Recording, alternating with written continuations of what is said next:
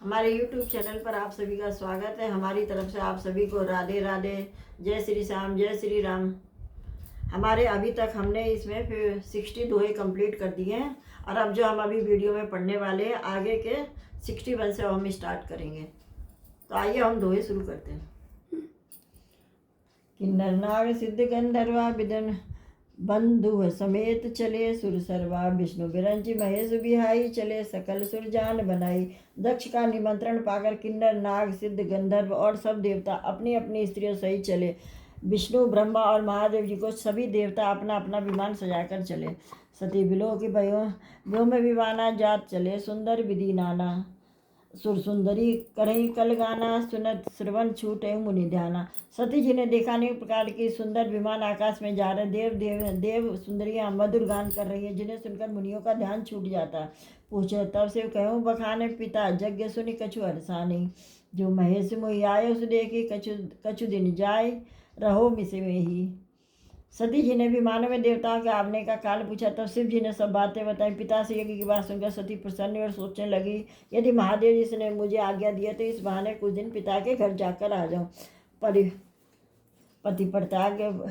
पति परित्याग हृदय दुख बारी, कहीं न निज अपराध विचारी। बोली सती मनोहर वाणी भय संकेच प्रेम रसानी। क्योंकि उनके हृदय में पति द्वारा त्यागी जाने पर बड़ा भारी दुख था, पर अपना अपराध समझ कर वे कुछ कहती ना थी। आखिर सती जी भय संकोच और प्रेम रस में सनी हुई मनोहर वाणी से बोली, पिता भवन उत्सव परम जो प्रभु आये सो हो, ये तो मैं जाऊं कृपा ये तन सादर देखन सोई। हे प्रभु, मेरे पिता का बहुत घर में बहुत उत्सव है, यदि आपकी आज्ञा हो तो मैं कृपा धाम में आदर सहित उसे देखने जाऊं। क्यों नहीं कि मोरु मन भावा, यह अनुचित नहीं नेवत पठावा। दत्त सकल ने सुता बुलाई, बयर तुम्हें यूं बिसराई। शिव जी ने कहा, तुमने अच्छी बात कही, ये मेरे मन को ही पसंद आई है, पर उन्होंने न्योता नहीं भेजा है, यह अनुचित है। दक्ष ने अपनी सब लड़कियों को बुलाया, किंतु हमारे बैर के कारण उन्होंने तुमको भी बुला लिया। ब्रह्म सभा हम संदुख माना, तजे अजू करही अपमाना। जो बिन बोले जाऊं भवानी, रही नसील स्नेह न कानी। एक बार ब्रह्मा की सभा में हमसे प्रसन्न हो गए तो उसी से अब हमारा भी अपमान करते हैं। हे भवानी, तुम जो बिना बुलाए जाओगी तो शील स्नेह ही नहीं रहेगा, न ही मान मर्यादा रहेगी। यद्यपि मित्र प्रभु में पित गौर गेहा जाए, बिना बोले न संदेह तदप विरोध मानते हैं कोई, तहाँ गए कल्याण न हो। यद्यपि इसे संदेह नहीं है कि मित्र स्वामी पिता और गुरु के घर बिना बुलाए भी जाना चाहिए। जो भी जहाँ कोई विरोध मानता है उसके घर जाने से कल्याण नहीं होता है। भांति अनेक शंभु समझावा, भावी बसन ज्ञान उर्भावा। कह प्रभु जो जाए बिना बुलाई, नहीं भली बात हमारे भाई। शिव जी ने बहुत प्रकार से समझाया, पर होनहार व सती के हृदय में बोध नहीं हुआ। फिर शिव जी ने कहा, यदि बिना बुलाए जाओगी तो हमारी समझ में यह बात अच्छी न होगी। कहीं देखा जे हर जतन बहु, रही न दक्ष कुमारी। दिए मुख्य गण संग तब विदा कीन त्रिपुरार। शिव जी ने बहुत प्रकार से कहकर देख लिया, किंतु जब सती किसी प्रकार से भी नहीं रुकी तब त्रिपुरार महादेव जी ने उन्हें मुख्य गणों का साथ देकर उनके साथ विदा कर दिया। पिता भवन जब गई भवानी, दक्ष त्रास का हूँ न सन्मानी। सादर भले मिली एक माता, भगिन मिली बहुत मुस्काता। भवानी जब पिता दक्ष के घर पहुंची तो दक्ष के डर के मारे किसी ने उनकी आव भगत नहीं की, केवल एक माता ही भले उनके आदर के साथ मिली। बहनें बहुत मुस्कुराती हुई मिली। दक्ष न कछु पूछी कुशलाता, सतही बिलो की जरे सब जगा था।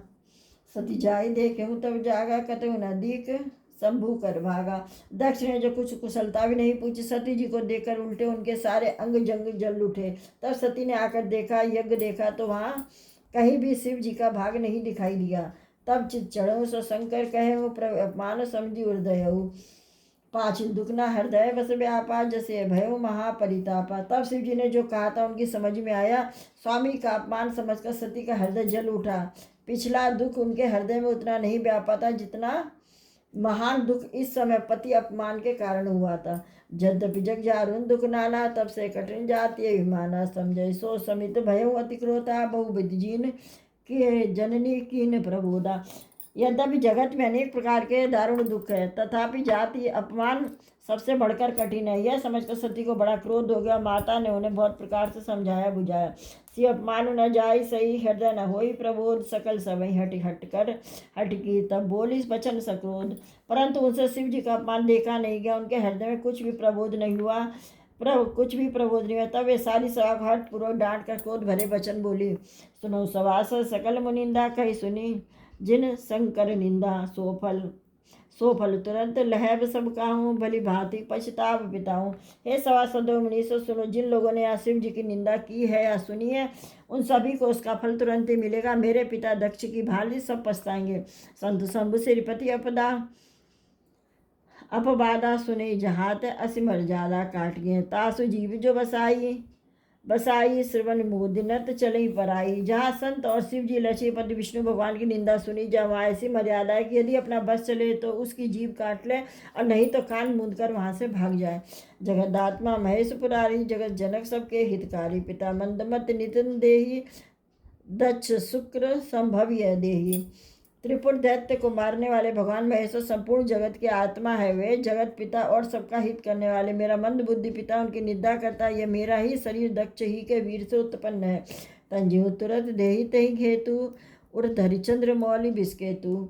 अस कहीं जोग अग्नि जग तनुजारा, भयो सकल मक हाहाकारा। इसलिए चंद्रमा को ललाट पर धारण करने वाले बृहस्पति हृदय जी में समा, हृदय में धारण करके मैं इस शरीर को तुरंत त्याग दूंगी। ऐसा कहकर सती जी की योगाग्नि में अपना शरीर भस्म कर डाला। सारा यज्ञशाला में हाहाकार मच गया।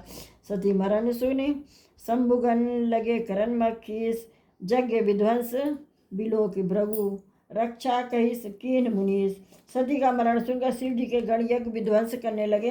यज्ञ विध्वंस होते देख कर मुनि सब भृग जी ने उसकी रक्षा की। समाचार जब शंकर पाए, वीर भद्र कर कोप पठाए। यज्ञ विध्वंस जाई तिन कीना, सकल सुरन विधिवल फल दीना।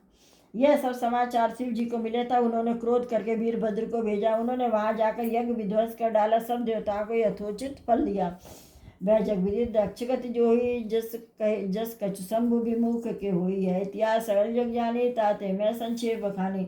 दक्ष की जगत प्रसिद्धि वही गति हुई जो शिवद्रोही की हुआ करती थी। यह इतिहास सारा संसार जानता है, इसलिए मैंने संक्षेप में वर्णन किया। सती मरत हरिशन बरुमागा, जन्म जन्म शिव पद अनुरागा। ते कारण हिम गिर जाई, जन्मी पार्वतु तन पाए। सती ने मरते समय भगवान जी हरि से यह वर मांगा कि मेरा जन्म जन्म में शिव जी के चरणों में अनुराग। इसी कारण उन्होंने हिमाचल के घाट जाकर पार्वती के शरीर से जन्म लिया। तब ते उमा शैल रह जाई, सकल सिद्धि संपत्ति तह छाई। जहते मुनि ने सुशास्त्रम कीने, उचित वास हिम भूधर दीने। तब से उमा जी हिमाचल के घर जन्मी। तब से वहाँ सारी सिद्धियाँ और संपत्तियाँ छा गई। मुनियों ने जहाँ तहाँ सुंदर आश्रम बना लिए और हिमाचल ने उनको उचित स्नान दिए। सदा सुमन फल सहित सब ध्रुव नवदाना जाति, प्रगति सुंदर शैल पर मणि आकर बहुभांति। अर्थात उस सुंदर पर्वत पर बहुत प्रकार के नए नए वृक्ष सदा पुष्प फल युक्त हो गए थे, और वहाँ बहुत तरह की मणियों की खाने भी प्रकट हो गई थी। चलिए, अब आज के अपने 5 दोहे कंप्लीट हो गए हैं, यानी हमारे दोहे आज 65 हो गए हैं। और जो इसके आगे के दोहे हैं हम नेक्स्ट वीडियो में कंप्लीट करेंगे। आप लोग जो भी हमारे वीडियो देख रहे हैं सभी हमारे चैनल को पसंद, लाइक कीजिए, कमेंट कीजिए, सब्सक्राइब कीजिए।